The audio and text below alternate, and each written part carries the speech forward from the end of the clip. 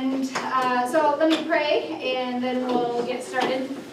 I'm going to start a little bit. On your table, there is just like an agenda of the different sections that Trent and I will be going through. I start, and Pastor Trent does kind of the meat of why we are meeting, and then I end with the nuts and bolts of the volunteer process.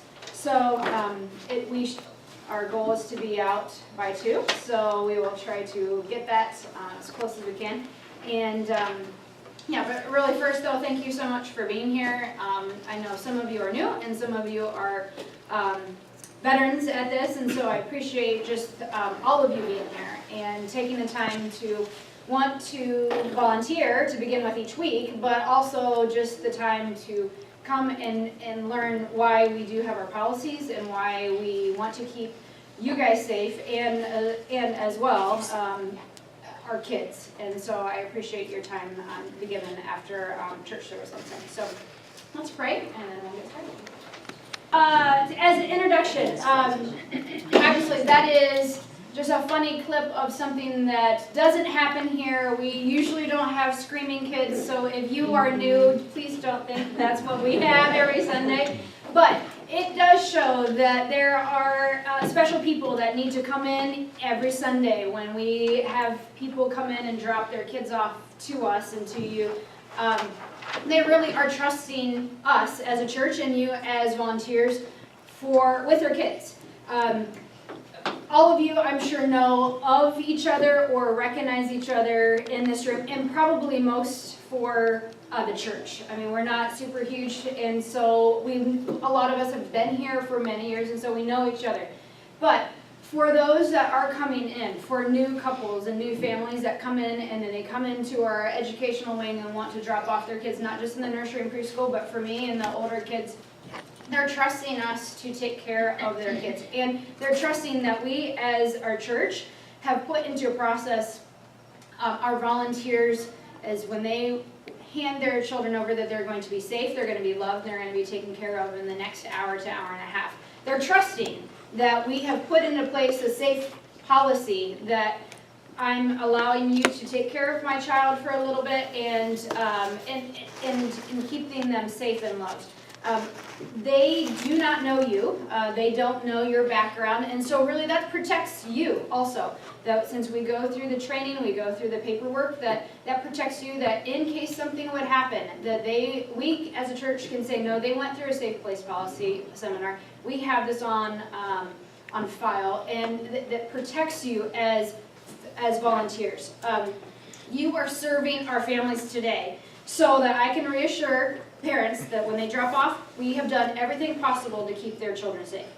But also, it hinders anyone new, like a new family member, to come in and say they come in and in the next week or two, they say, I want to volunteer. And so because of our safe place policy, that protects our kids now.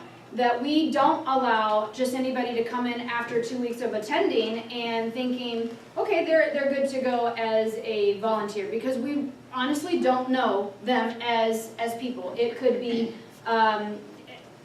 unfortunately, they do have some people that are come to church as that their intentions are wrong and that they want to possibly harm. Probably not because of our small community that we know, but there's lots of people that are coming in and having or bigger cities coming into our church, and we're pooling, so it's good, but also we don't know those people. It's not that we're related to them and and they don't know us. So it hinders anyone new that doesn't have the right intentions for volunteering with our kids and youth. In protecting our kids, your grandkids, my kids, any future kids that attend our classes and our programs on Sunday mornings and Wednesday nights. So our goals right now are to protect our youth and our kids, to honor God, to protect the purity of the church. We want to have a good standing in our community and the communities around us, that we do take care of our kids and put into safe place policies. To guard Christians from being tempted or misled or divided, and also to bring fallen Christians to repentance. So, there are many reasons, like I just said, to develop and implement this child protection policy. However, the basis for our motivation is out of love. This is the reason why we do it. God's love for the well-being of our children, of you guys, our workers, and as a church as a whole is a testimony to Jesus. We want to be able to love and show love. We want to redeem and restore when needed. We want to bear one another's burdens, and we want to show forgiveness and love and comfort just as Jesus did. We are a model of Jesus, just as Pastor Tom and Pastor Trent have been talking about. This is what we do as a church, unified body, and showing for our community. So, John 13:34-35. A new commandment I give you: you must love one another, as I have loved you, so that you must love one another. By this, men will know that you are disciples, and you have loved, if you have loved one another. Redemption and restoration. Brothers, if someone is caught in a sin, you who are spiritual should restore him gently. Bearing one another's burdens, Ephesians 4:2. Be completely humble and gentle. Be patient, bearing with one another in love. And then forgiveness, comfort, love, Ephesians 4:32. Be kind and compassionate to one another, forgiving one another just as Christ has forgiven you. You'll hear this over and over, but Faith Alliance, our church, has a moral responsibility, has a spiritual responsibility, has a legal obligation to provide a safe and secure environment for our kids and our youth participating when they come to us. It is essential that we as Faith Alliance take the appropriate steps to create a safe and secure environment that protects any type of abuse from happening. So this is the reason why you are here. This is the reason why we have people that are trained in that couldn't make it today. This is the reason that we make sure that we are ensuring the protection of our kids and youth and workers at Faith Alliance. So let's understand child abuse. So we all know that there is child abuse everywhere. You can't look at the TV or listen to the radio or find it on the web. You can't not find an article about it, unfortunately.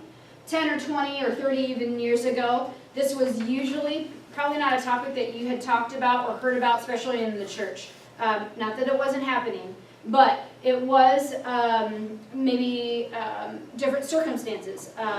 Smaller church, you literally knew everybody and was related to everybody that attended, or maybe it just really wasn't as prevalent or talked about. However, our culture is deteriorating, and it's deteriorating rapidly, and so one of that is an attack on our families and an attack on our kids. So it is our church's responsibility to our culture. As the culture changes, we need to make sure that we are changing and learning more about child abuse and how that comes into affect us as church, and especially on our Wednesday nights when James comes in and has community people and community kids, and when parents come in and that drop off on Wednesday nights, that it may not be everybody that we know, and so we want to make sure that we are understanding child abuse. So church leaders are responsible for providing a safe and secure environment for our ministries. This responsibility includes recruiting and training, so this is what we're doing, providing proper supervision, maintaining a safe facility, and caring for the specific needs of children and youth, including safeguarding against child abuse. So, some facts to consider. I put this slideshow together a couple years ago, and so I'm sure some of this, unfortunately, probably has risen. But the rate at which boys become victims of child abuse or neglect versus girls is nearly the same. So that is unusual. I think they want to portray that girls are attacked or gone after more, but it really is about the same. Today's society, 1 in 4 girls and 1 in 6 boys will be sexually abused. And over 80% of the time, unfortunately, the abuser is known to the victim. So the effects. So obviously, when there is child abuse, there is always going to be an effect. Impaired spirituality. So for those kids, from youth on down to Kristen for preschool, so men and women who grew up thinking God is their father and who also had an abusive father find it difficult to worship God. it's been said so many times that you relate to your Heavenly Father, how you have a relationship with your earthly father.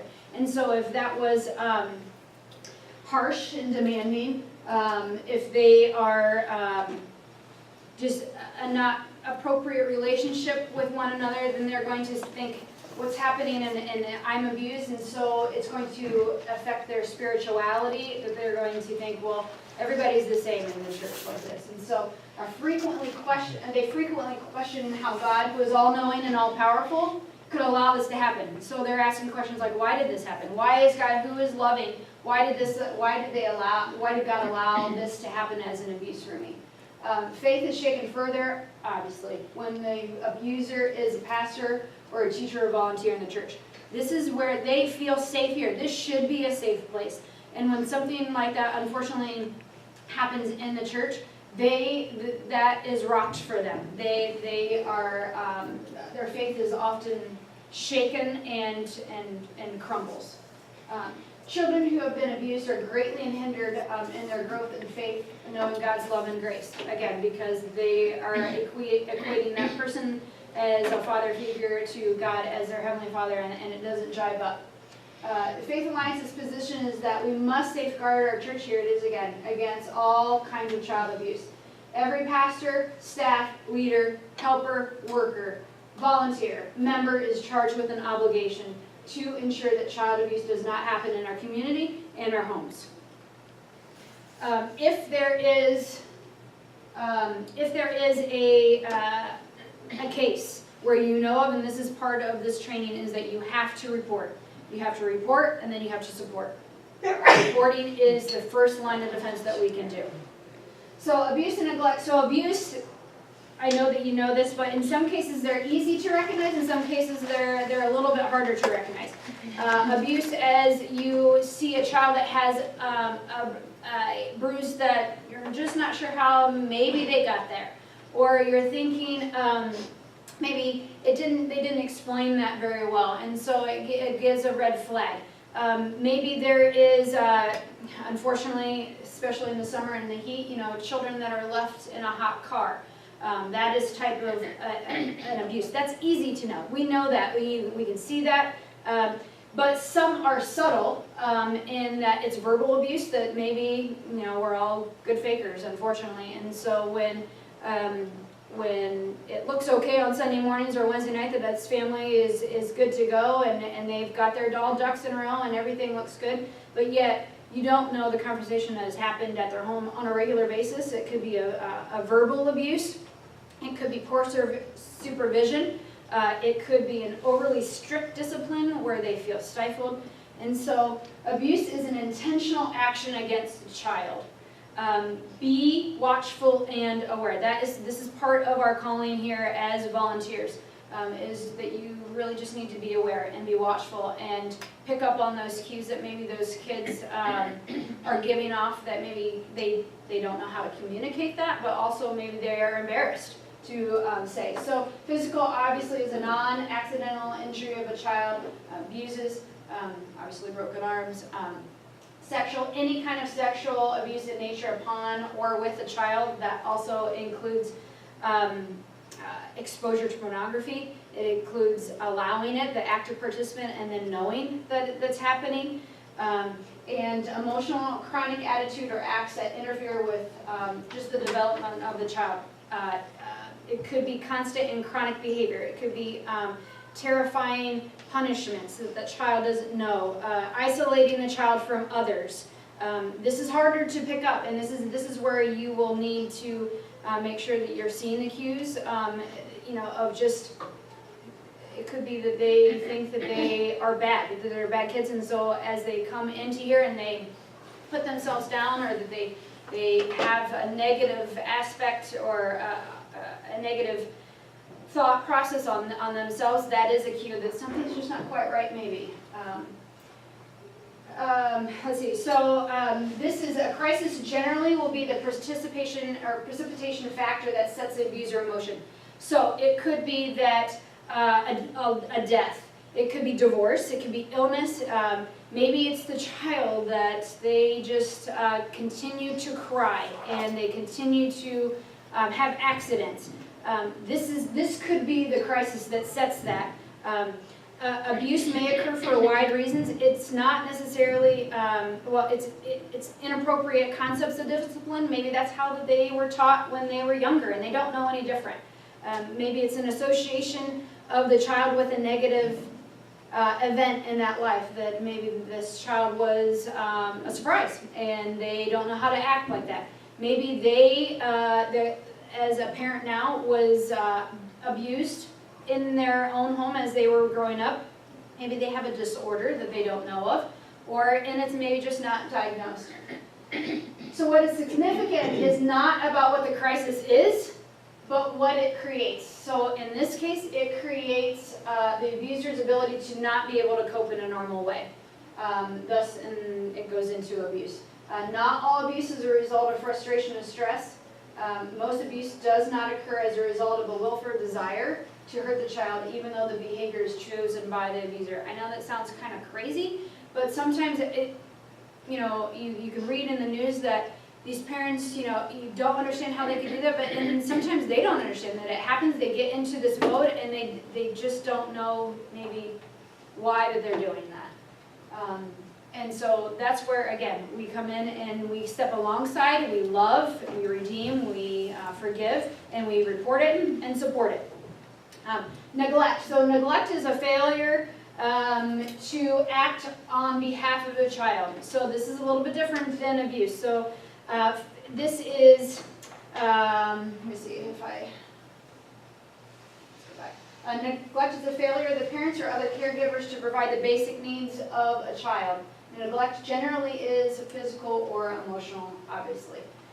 Physical is failure to meet the requirements to a child's development. That means, like, if it's winter time and you notice that this child does not have a coat and it's 20 degrees out, that is a form of neglect. Letting the child play near a busy area. We live in a small town, an area of small towns, and I'm sure that all of us can picture in our minds maybe some community kids that you think, where are their parents? Why are they not at home? It could be at 9 or 10 o'clock. It could be in the beginning of the morning and you think, where is some supervision in that? That is a form of neglect. Emotional is failure to provide the support or affection necessary to a child's social development. This is just, the relationship is not there, that they are not offering the praise that a child needs, or not nurturing them, not being able to hug them, or they're not hugging them. This is a failure to thrive syndrome in this case. And educational failure of parents or caregivers to ensure that the child goes to school. My kids would love for me to say, you don't have to go to school today. They would love it. They are to the point where they're like, I just really don't care to go to school. But this is what, as a parent and you as a volunteer, that if you are hearing somebody say, you haven't been to school a week, and again, this is something that's unusual for our communities because we do have excellent parents. But there are some times that you may want to ask, and how's your day at school, and just keep track of that, especially if you think that might be something that they are not pushing on. Some parents just don't care. And so that is a part of neglect, of they're not pushing them to go to school. So the impact and reasons for reactions of abuse. So the relationship. Abuse by a trusted persons teaches them not to trust primary relationships. Age, children who are younger when abused are more affected than children who are older. Okay, that's easy to understand because they don't understand. They can't even, not that it is understandable to a 12-year-old either, but as a 6 or a 4-year-old, they don't understand. They think that they think that everybody is going to abuse them.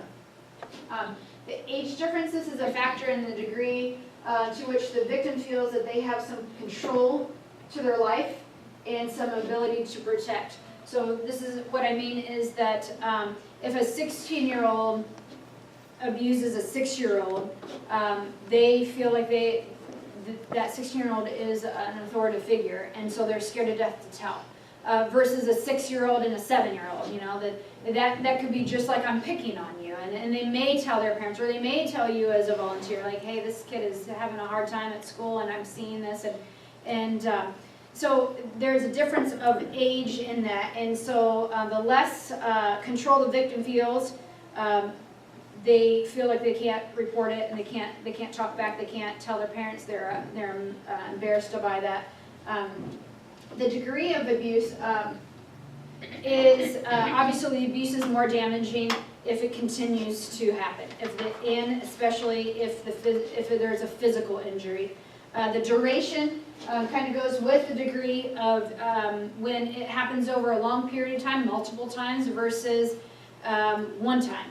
Not that it does not, I'm not discounting that if that person and this child was abused once, it is damaging, but if it continues to happen, it just becomes more of a bigger issue and more things to work through. Frequency often is more deliberate, debilitating than abuse that rarely happens. And we are here, again, to support that, to help these kids through that. Some children survive abuse in defiance of all we know. Like, I'm shocked to know that adult comes out of abuse and is really, quote, normal. But often this is because there was someone in that child's life that came upon them at the right specific time, in the perfect time, to value that child, to believe in that child, to take the time to love on that child and advocate for that child. This person listens and cares and supports this child in their school, and their friendships, surrounds them by good things, and their faith. And so that is what is so important, that we need to make sure that we as a Faith Alliance Church and our members, not just you, but everybody that's on our volunteer staff, that we really love these kids, because you do not know what is happening outside of this building. Like, it would be shocking maybe that we would know. And so that is why when we bring these kids, when these kids are under our care, that we love on them, that we are nurturing to them, that we value them, so that they know that this place is a safe place for them, and that they will hopefully be able to develop a relationship with Jesus, and then be able to grow and mature in their faith as they go through me and into James, and then on to our adult ministries.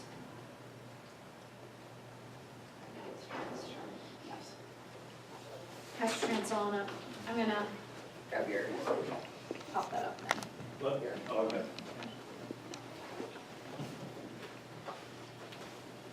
Hello? So, kind of like Gene, I'll probably stick pretty close to the script. I think first thing is just thank you, like Gina said, for having so many people who are willing to volunteer. And I know I have 3 little kids that do a lot of the ministries that you'll all be helping with, so it means a lot to the parents. And we've already seen just some of the really statistics that are kind of gross and disturbing, and that's why we have set in place the policies that we do, just to keep us on track and to communicate that we are a community that really values kids. And I think, that's an age group that we have to value above almost anything, just to communicate that we protect our kids, we value our kids, that they are safe with us. So, we're going to continue to build on that and kind of look at some of what the church does and the response, how that's all handled. So the church's responsibility is to represent Jesus Christ by demonstrating and modeling His love, concern, and holiness of life to everyone. This means that our church views itself as a partner to parents seeking to provide quality care and instruction in our ministry to families. As we provide a safe environment for church-wide spiritual growth and development, we become, as Paul said to the Philippians, partners in the gospel of Jesus Christ.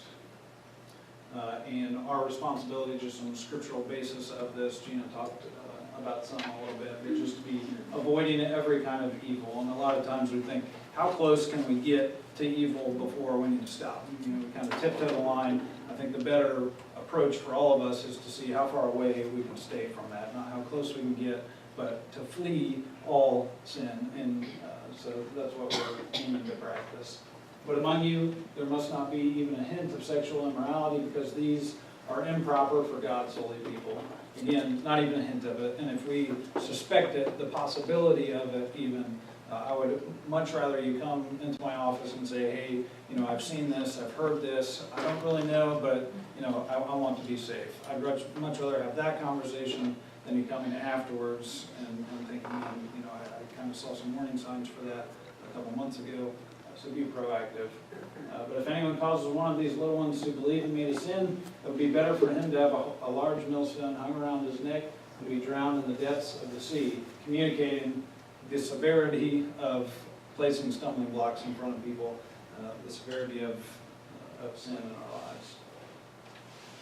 Brothers, if someone is caught in sin, you who are spiritual should restore him gently, carry each other's burdens, and this way you will fulfill the law of Christ.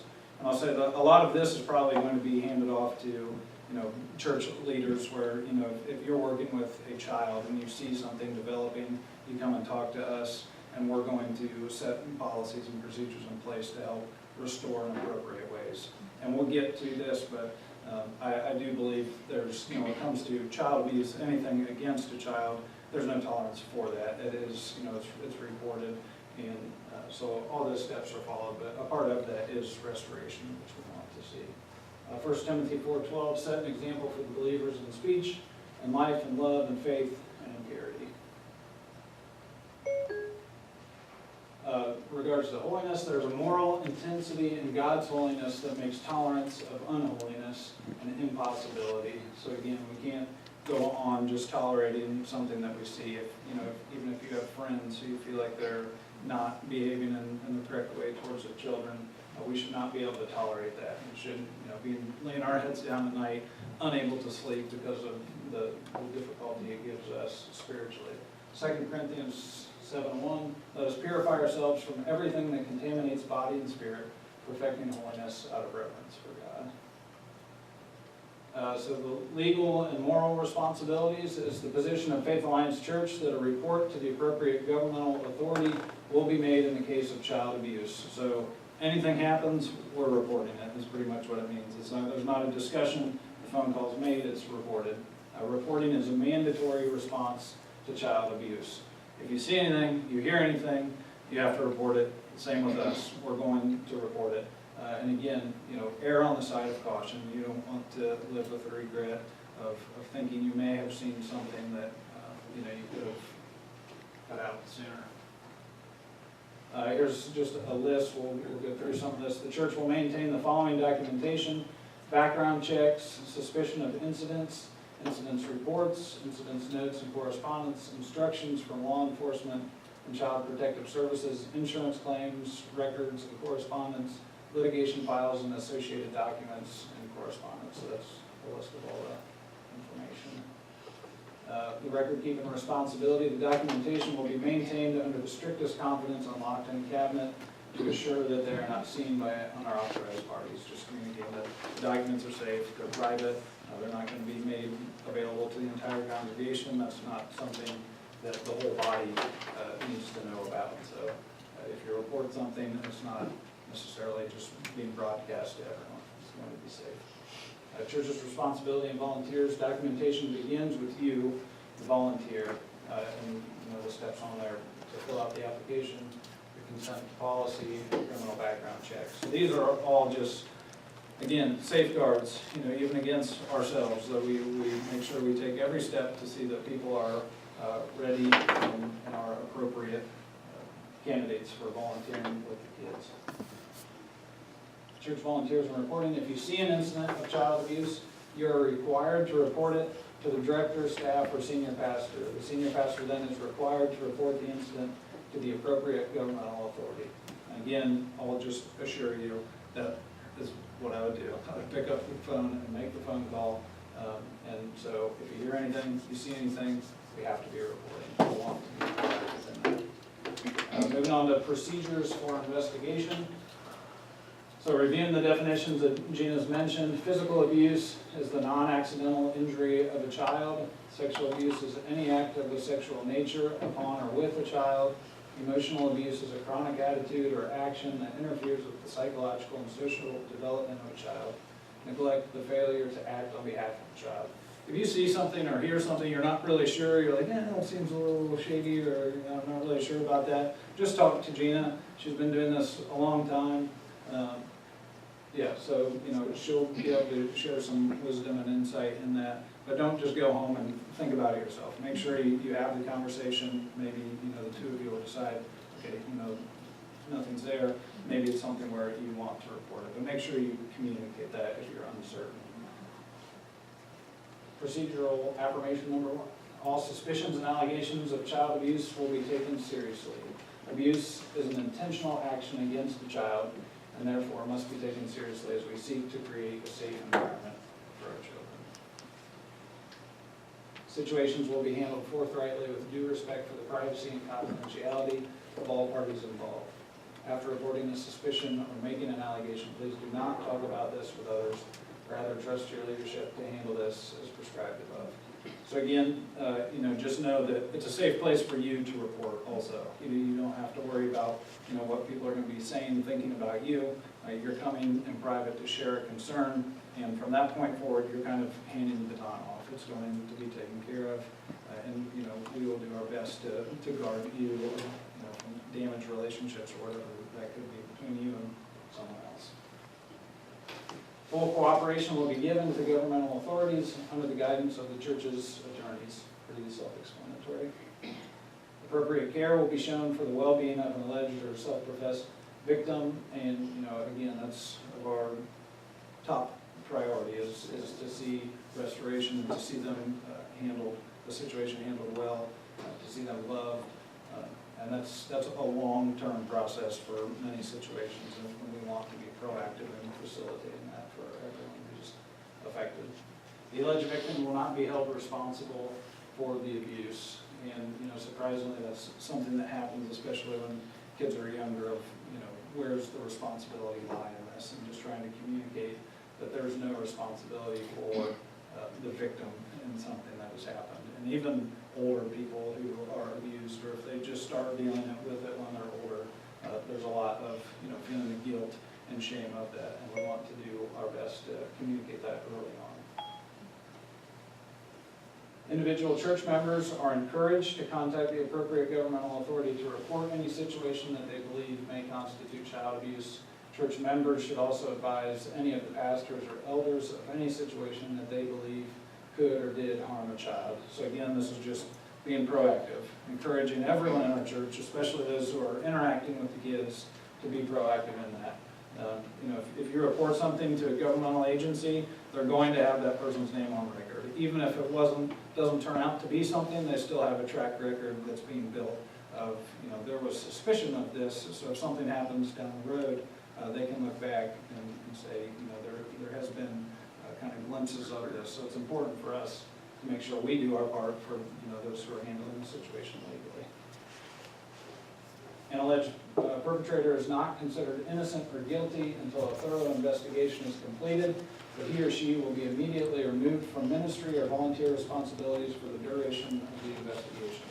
So, just as in any legal situation there, that's going to be up to the interview process, what the legal system decides as far as their innocence or guilt, but they are going to be pulled out of any ministry role that they would have for the sake of other kids and everybody else in the ministry, just to keep the environment safe.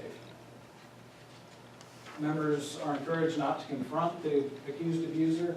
Such confrontation can put the child at further risk and heap shame upon the accused person whose guilt has not yet been determined. So if someone brings in their child, you suspect something, don't just go up to their parent right after that evening and say, hey, what have you been doing here? Just starting making accusations. Talk to Gina first, talk to a pastor first, and then we will confront them. The other thing with that is don't put it off. You may want to talk to the pastor or to Gina that night, because if something is happening, we want them to be in a safe environment as soon as possible. It is not within the parameters of the church's authority to determine whether actual abuse has taken place or whether minors are currently at risk. Instead, all information regarding a minor child will be reported to the appropriate civil authorities who make such determinations.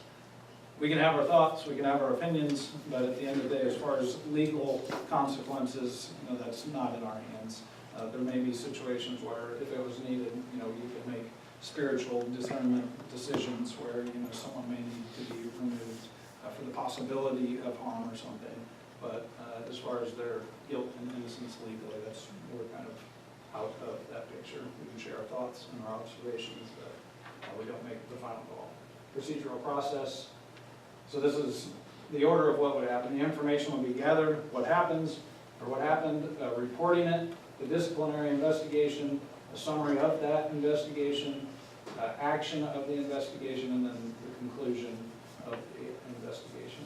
So reporting what happens there.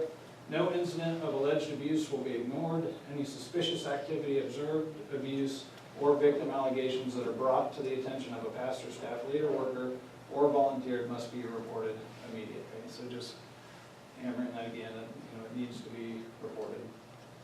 The reporting procedure, ensure the safety of the child first. So that goes back to if a parent brings a child in, you feel that they've been abused recently, you don't have to go up to that parent immediately, but you need to talk to someone immediately so that if we're pretty certain something's happening, the child can be made safe right away. Relieve the volunteer of duties. So if something was happening between a volunteer and a child, obviously that volunteer is going to be removed quickly. Remove the volunteer from the child. Report to the senior pastor, staff, or program director, and the senior pastor will report to the board of elders. Questions? I don't want to blow through things if people have. Okay. Spiritual and emotional restoration. The goal is healing and restoration. The Heart of Faith Alliance Church is for the healing and restoration of all persons affected by the tragedy and the pain of abuse. Recognizing everyone affected, the victim and his or her family, peers of the child or youth, peers of the child's or youth's parents, remaining workers of children or youth programs, the congregation as a community of faith, the accused and his or her family. So you can see the ripple effects that happen. This is one reason we have to be continually praying just for God's protection in this, because ultimately we can't stop anything from happening except for our own lives. We can put policies, we can put procedures to help keep people on track, but we have no ultimate control of what's happening, especially in kids' homes. So we just need to be praying against that. I'm sure everyone has heard of circumstances where a church, someone in ministry has made a terrible decision and it completely shatters the whole community. So we see just the power of sin in a community that's tight-knit with the church, because it does, as Gina said, it leads people to ask really big questions spiritually. How does this happen in a place that's committed to God? So this is just a list of all the people that it can affect, and it's very widespread. The victim and his or her family provide support to the family, assist the family in getting whatever help is needed, and the elders will appoint a care team to give special attention to the family's needs. Experience notes that the most important factor in shaping the child's recovery is the response received from the significant others in the child's life. So we want to identify the people close to the child who are in a position to bring some sort of restoration, because that's going to be the most powerful, the most meaningful to them. We don't just want strangers or even a pastor or volunteer doing the core of that restoration. We want it to come from someone who's very close to them. Congregation as a whole. Truth-telling is the most important component in post-loss recovery. The senior pastor will host a planned congregational meeting so that members may learn about the church's response to the allegation of abuse. A task force may be established to prayerfully discern how the church will acknowledge and respond to the incident in appropriate and healing ways. And the task force will work with the pastors and elders. So again, this is just kind of trusting the systems that will be set into place as far as communicating to the congregation what's happened, bringing and restoring some sort of health among the congregation is something that happens over time. The accused and the family. Redemption or restoration means that we, as a church, desire to help the accused and family to experience forgiveness, healing, and transformation. This support in no way seeks to assist the guilty in escaping the legal consequences of his or her actions, nor does it minimize the horrendous character of abuse. It simply emphasizes the magnitude of God's grace and transforming power. So what that's saying is there's still going to be the mandated reporting. In every situation, it's going to be reported. It's going to be handled, by legal authorities. But wherever possible, we want to remain a place that can contribute to their spiritual healing and restoration. If that can come through us, then let's be a part of it. If that has to come through a different source, where it's counseling outside of our church, programs that they have to work through for an entire year, whatever that is, we want to help facilitate spiritual restoration. Anybody have any questions? No. Okay, we're going to take a quick little break. A few things that we go over and that I'm held accountable for, just as how my job is. The properly screening potential volunteers is the first line of defense. This is the applications that you have on your table. So if you have already filled out an application, if you're already in the volunteer process, you don't have to fill this out. This is only for the new people. This is just a very quick application that I can look through, that I can have on file, that protects us as a church, that we have done that duty. All these forms that we do have is from the Safe Place book. This is a Christian and Missionary Alliance book. It has been published for many years. It is this is revised, but this is where all the forms come from, all the explanations of what we've gone through and done. In the middle of your table it says a Safe Place for All booklet. Dry reading, awful thing, and that is just we keep them on file for us as staff, that if somebody does come and say, hey, do you have a safe place, this is where we can hand that to them, we can show them. That packet is what Pastor Trent and I are going through today. It's really, our slides have come from this book and from that packet, and it's just condensed. And so this is actually just a resource that we have. So the volunteer application form, that if you are new, you need to fill that out front and back and sign. I noticed the last time I did it, it's just I'm so sorry for these parents that are in here that have had millions of things that you've had to sign this week for school, but this is, please sign it though, because you'll go through there and we need your signature on that actually. So the process, applications, all employees, so all of us and volunteers complete this application. On the back of that is 3 references. These are provided for people that we don't know of. I know most of you have been in here or been part of our church and just are now volunteering. And I know that sounds kind of redundant, but that is just a safeguard for us, that in case that we would ever have a problem, not with you guys, but for anybody else that would have the application, that we can go back and check just in case. It is for new volunteers, and then from that, if we see an issue or we need to dig a little bit further, then that's where the interviews come into play. That we do that for our staff.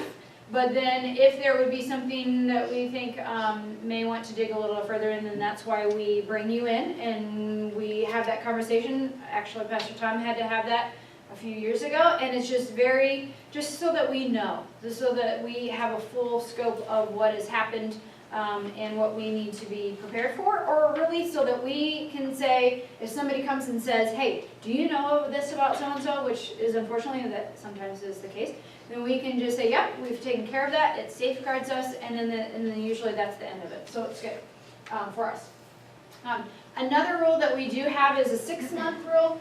This is for people that have come in, and I talked about this earlier, that we don't allow somebody just to pop in here and say, hey, I wanna be part of your volunteer staff, and I'm ready to go next Sunday.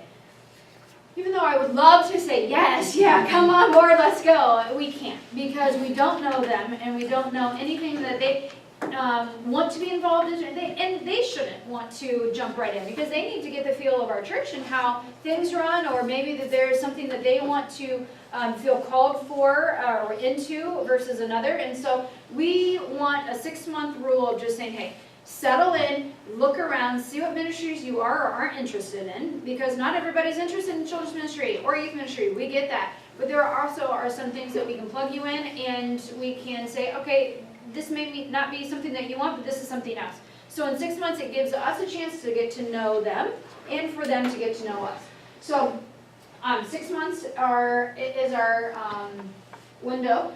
The congregation is given the names of the new volunteers for our ministry. That's just printed in the Faith and Focus. It's just a line of defense that everybody knows that maybe, oh, I'm glad that they're volunteering, or maybe it's just a line of defense for us.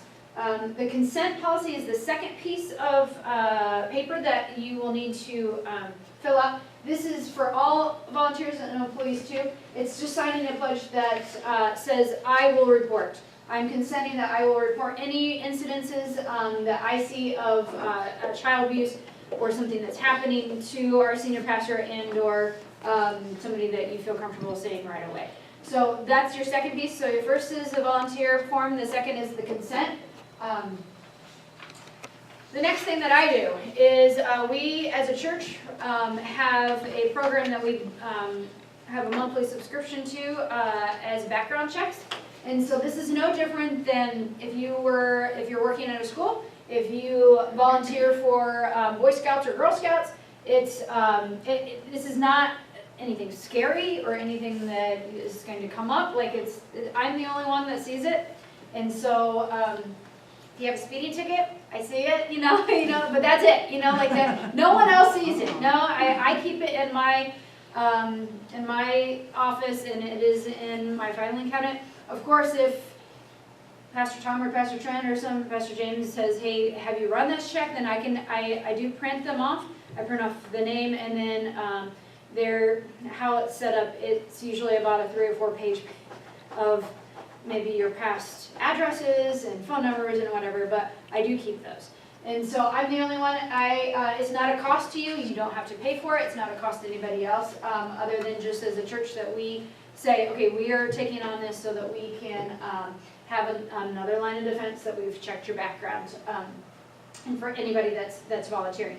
It really is a nice thing that our church has, because if I'm suspicious of somebody that hasn't even volunteered yet, and you can pop that in, and it's not about that I'm checking up on you or them or anything, but it is really just something that we can have a place that maybe just gives us a little bit more confidence. And leading into that, then there is a no second chance. Anyone who has been found in the past to have any problems with sexual misconduct or child abuse will not be permitted to volunteer. There are other things in our church that we would love for people to volunteer with. There's lots of things that we can plug them in, but these people will not be able to do that. That means no exceptions. Like people do not adhere to this, or here something else comes up and that we find something out that the people or the volunteers have misled us. Then they will be removed, and like Trenton has said, that they will be placed elsewhere. We'll remove them immediately,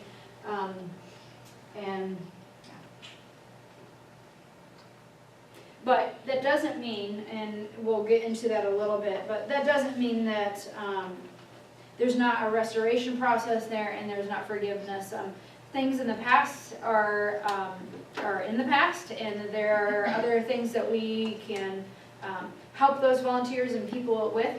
It's just that we cannot have them with our kids, and that not only protects us as a church and our kids, but really for them too. That even though that may have been in the past and they may have forgiven and been restored and redeemed in that, but that protects them so that no one falsely accuses them again. And we don't want to put them in a position that they're falsely accused. Like that is not what we want, and that is not, we are in, as our first part of this was that we want to love them and restore them and redeem them. We do have safeguards in place, but there's also some things that we need, to protect them about so that they aren't safe, that they aren't falsely accused and put in a position that they shouldn't have been in. So, providing a safe environment. We have a beautiful building, thankfully, that we have lots of space. And so in that space, we have lots of things that we need to make sure that we are safely having different policies and procedures so that it, again, protects us, protects you, protects the kids. So, 2 adult policy. This is difficult. It is something that we're striving for and striving towards. Most Sundays and Wednesdays we got it and it's fine, but then there's sometimes that unexpectedly our volunteers get sick or their kids get sick or they're out of town and that is okay. That's something that we work through. But we do have a 2 adult policy that is the perfect ideal situation. But we also know that our church is limited to the adults that volunteer, and so that's where we rely a lot on our youth. And they are very, very helpful, and we couldn't do a lot of the things that we do because our youth do help. And so we are very thankful for that. But there is, we have two adults when that is not the case. We usually have a teen in there with another adult. It's also why we have a check-in desk person that can go, they sit there, that they are in that spot so that in case somebody has a problem that they can go to the check-in person and say, hey, can you watch my class while I run somebody to the bathroom? Or can you run and get me a Band-Aid? Something like that, that's just an extra person to help. It's also helpful when the deacons come around and they do count, but they also have a presence here that if we do need some help and there's not 2 adults in there, that they can at least help in a quick, certain way. It is, I randomly check, come back and I randomly check the rooms. It's also, I don't know if I probably will go through this and forget now, but that's why we have windows in our doors. Lots of churches probably 10 or 15 years ago didn't even think about having windows in their doors, that they would have them just a solid panel. It's difficult to leave the door open because kids are loud and we want them to be loud and want them to be able to express themselves and to talk and to discuss. And so when we shut the door, that is one line of defense that we have, that even though you may be in there with a person or another team, there are adults that do walk around and watch and peek in every now and then. We also have specific policies that go into effect every Sunday and Wednesday. We have the check-in desk. We have the bathroom visits, keeping the doors propped open when you take the child to the bathroom, making sure that we're not just wandering the halls all the time. I mean, I know that there are kids that that nursery room can get quite small when somebody's crying all the time. But it is important to stay in that because it just, it safeguards you, it safeguards that child so that we're not constantly in the hallways. The diaper changing table is in full view so that we can watch on that. The windows and doors are screened, but they are opened and they're not closed blind. Like I said, the windows in the doors itself. Simple things as outlet plugs being in there. This is another of the specific policies is appropriate touch. Everybody likes to be hugged, especially little kids. And so it's not for you to not do that, but inappropriate touch is any area that would be covered by the bathing suit. So if you know that that is, a bathing suit should cover that, that is not for volunteers. So I know Kristen has a hard time because these little preschoolers just want to hug and love on her and want to sit on her lap. Just don't. Just have them sit very close to you. Have them, I'll put your arm around them, but it's not, you don't want to put yourself in that position. It's just a safeguard. It's just something that you just are very careful about. If you are the only one in there with a teen or whatever, you can leave your door open. You don't have to keep the door shut. That's not a policy, but you can leave it open, and that does help with people around and just knowing that, you know, it's not closed doors. The bathroom is a tricky one, I know, because it's down the hall and there's boys and girls, and both boys and girls need help. But if you could prop the door open, most of the time by preschool age, they're able to go to the bathroom by themselves, and you can stand there with the door, and they can take care of that on their own. And thankfully, our boys and girls restrooms are very close, and so that does help. We also do not allow peanuts as our snacks. We don't ever, this has been, Lucas Heitkamp is a 4th grader, and he has always had a peanut allergy. And so even as the time he was in nursery, there's no peanuts. There's very simple snacks that don't contain peanuts. If you happen to see, especially nursery, that kids bring in their own snack, just make sure, or just don't get it out. Our preschool is peanut free. When we have the homeschool group in here, that will also be peanut free, at least in our classrooms. So those are safeguards that we just keep track of and just make sure that we have just being safe and precautious. We also have, first aid and CPR training. I've not done a complete CPR training. Last year we did, we had an emergency worker, EMT come in, and she told us how to do the AED. We do have an AED, I don't forget what it is, but the device. It's in the middle of the buildings, and it's very self-explanatory. It's open, and then it tells you exactly what you need to do in case we do need that. There should be first aid kits in a couple of the rooms. They like to travel around and not get put back, but there are some of those. There's always Band-Aids in the supply room. Different things that we have so that in case you need that, that's a good thing for the check-in desk to help you with. They should know that. And also, here it is, annual training.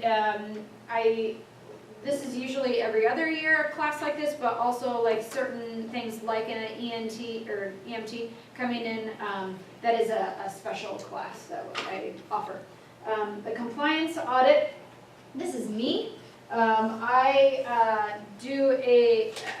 fill out an audit every month and then hand it to Pastor Tom.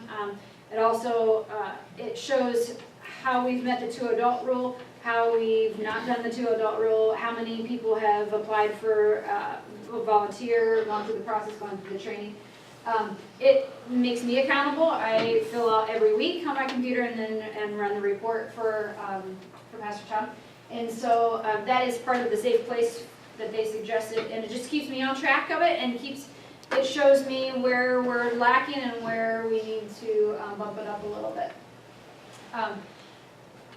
There are just other things that we work through and that I take care of, and so really it's another thing that I would like to say is that even though there shouldn't be a pressure on you, even though you should be watchful and that you should report so that we can support you, it really will fall on myself and specifically the Board of Elders and the pastors. So like Trent said, please don't hesitate to see or to report anything that may be a suspicion to that.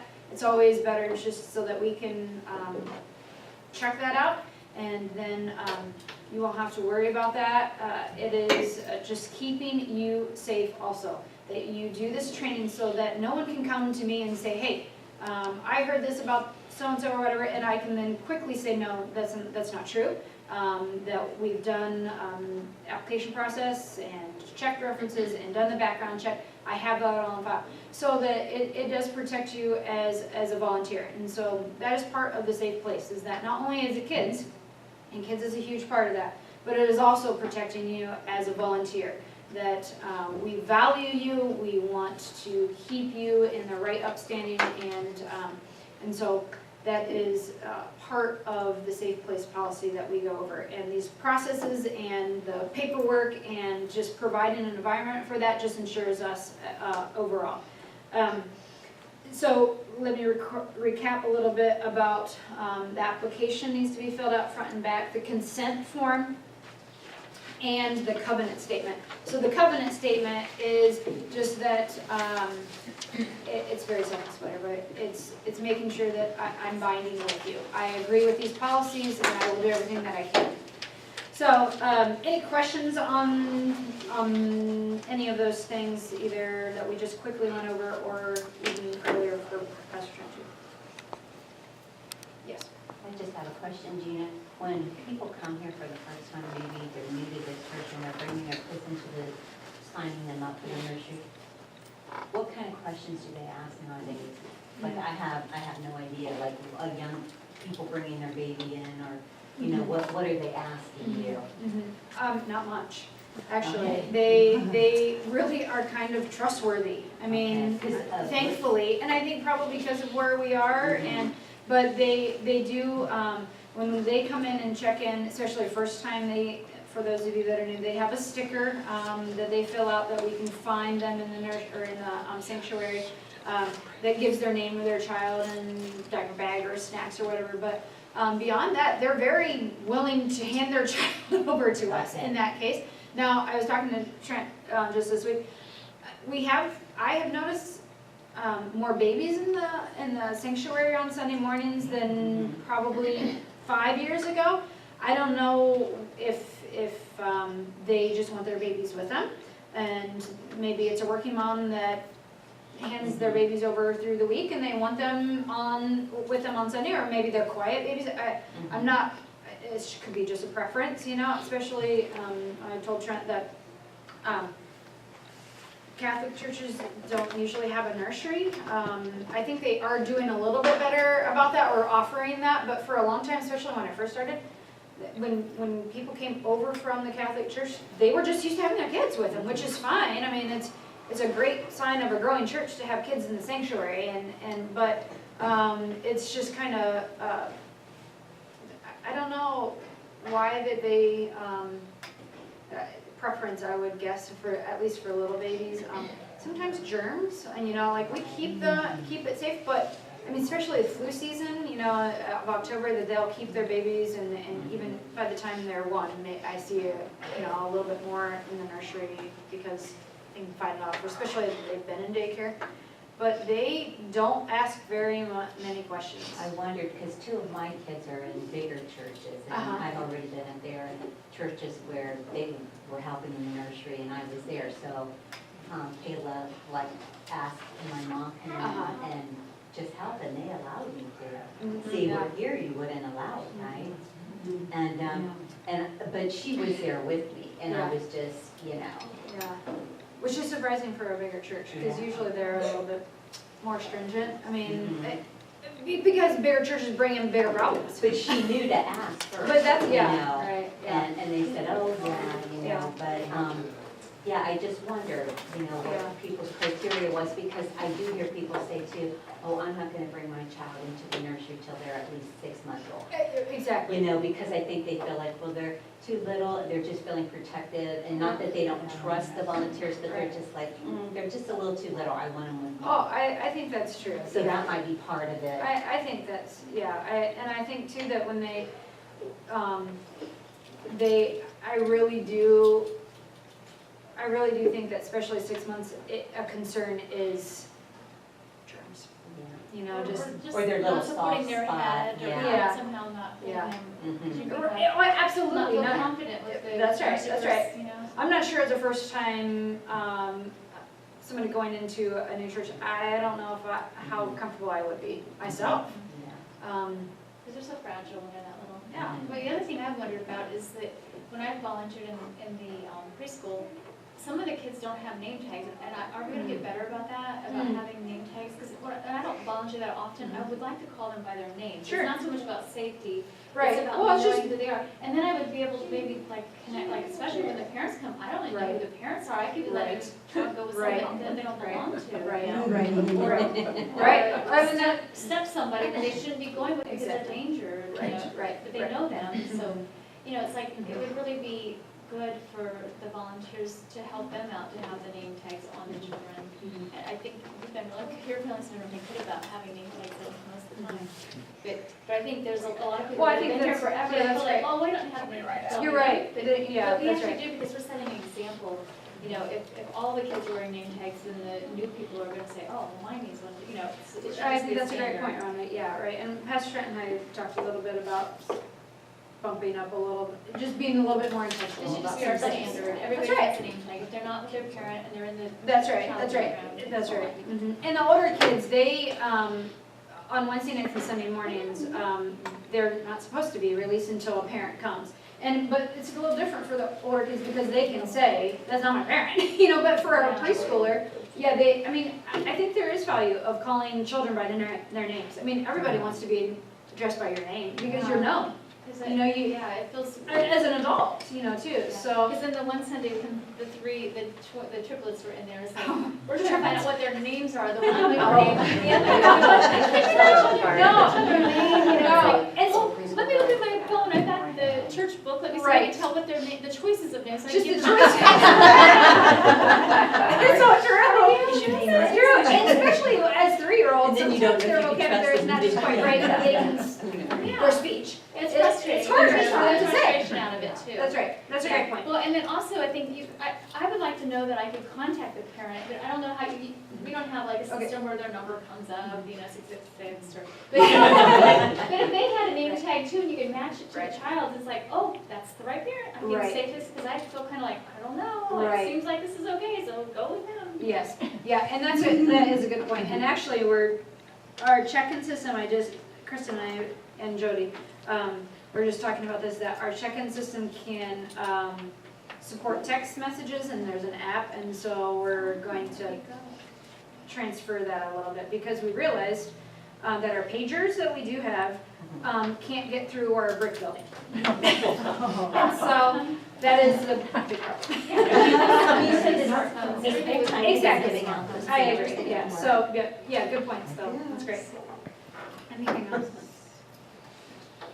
If you would like to just keep those papers that you filled out on the tables, I'll come around and pick them up, and it's no big deal, but thank you again for coming, and thank you for volunteering. Have a great day. Have a great day.